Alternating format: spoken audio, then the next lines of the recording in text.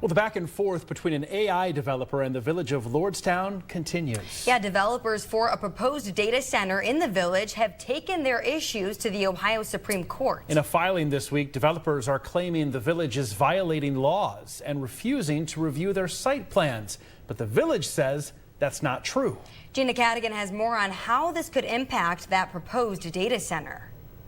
Developers for a proposed data center in Lordstown are taking their concerns to the Ohio Supreme Court, saying the village isn't letting their plans move forward. Attorneys representing the company Bristolville claim the village is refusing to accept or review their site plan application submitted last month. The village solicitor says engineers can't do a full review because they're missing information. We have no idea what their stormwater management plans are. We have no idea what their utility information is.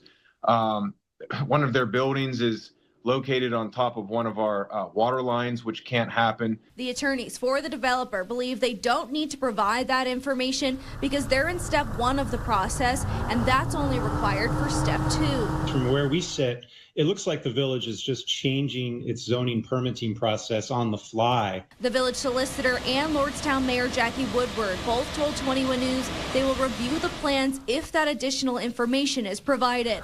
No construction on the site can happen until it's looked at and a permit is issued. The lawsuit does not address the village's recent vote to ban data centers altogether, but it's a subject that's bound to have both sides clash again if the application gets reviewed. Well, that's going to be a legal question that the courts may have to determine, and it's not a legal question that should be addressed in this current lawsuit that's been filed. So Bristolville is obviously not walking away from Lordstown. So we believe the region provides, the needed elements for long-term investment and a project of this scale.